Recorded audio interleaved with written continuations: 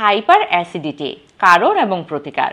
Hyper acidity, যা acid dyspepsia নামেও পরিচিত, এটি একটি প্রচলিত অবস্থা যা পাকস্থলীর অ্যাসিডের অত্যধিক উৎপাদন দ্বারা চিহ্নিত করা হয়। এই অবস্থাটি অস্বস্তিকর উপসর্গগুলির একটি হোস্টের দিকে নিয়ে যেতে পারে এবং যদি চিকিৎসা না করা হয় তাহলে আরও গুরুতর গ্যাস্ট্রোইন্টেস্টাইনাল সমস্যা হতে পারে।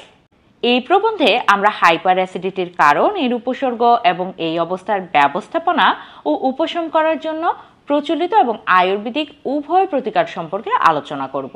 তো চলুন শুরু করা যাক আজকের নতুন এপিসোড। হাইপার অ্যাসিডিটির কারণ। হাইপার অ্যাসিডিটির মূল কারণগুলি বোঝা কার্যকর ব্যবস্থাপনা এবং চিকিৎসার জন্য অত্যন্ত গুরুত্বপূর্ণ।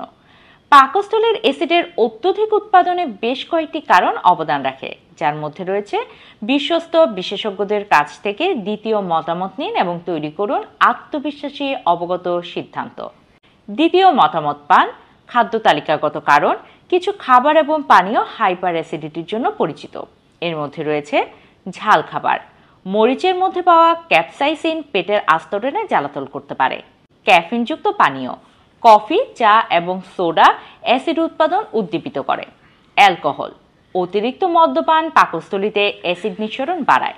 ভাজা এবং চর্বিযুক্ত খাবার, এগুলি হজম প্রক্রিয়াকে ধীর করে দেয়, অ্যাসিডের উৎপাদন বাড়ায়। সাইট্রাস ফল। কমলা, লেবু এবং অন্যান্য সাইট্রাস ফল অ্যাসিডিটি বাড়িয়ে তুলতে পারে।